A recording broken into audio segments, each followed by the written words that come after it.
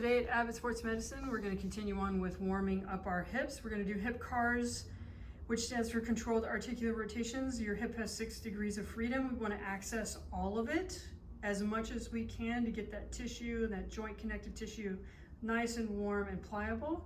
So this is one of the toughest ones to do to really isolate. So I'm going to have you hold on to something stable.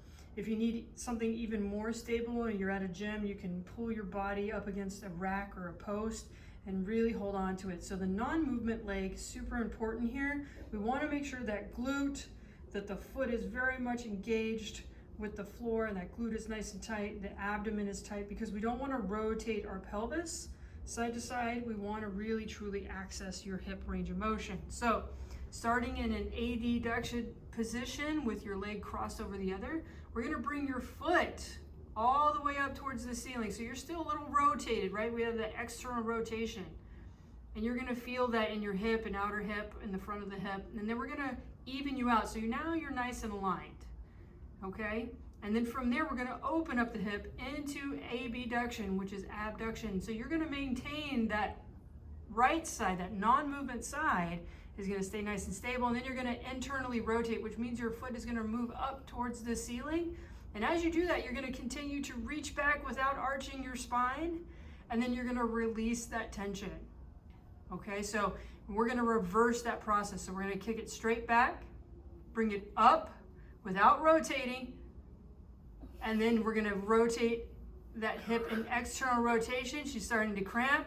She's going to continue on in external rotation as she hip flexes. And then she's going to drop that leg down. So we're going to move to the side here, so you can really see what's happening. We're gonna adjust. We're gonna stand on that non-movement side, really tighten up. We're gonna bring that leg across, bring the heel up towards the ceiling so we're slightly externally rotated. Then we're gonna even out, and then we're gonna open up without rotating the spine or moving or leaning. Then we're gonna internally rotate that heel up towards the ceiling, kicking it back, a true hip extension. You're gonna feel a lot of feels. And then you're gonna release, and then you're going to kick it straight back. So now we're reversing. So you're going to feel that hamstring glute start to cramp. Bring the leg up. Rotate that hip. So now we're in external rotation. Continue on as you go.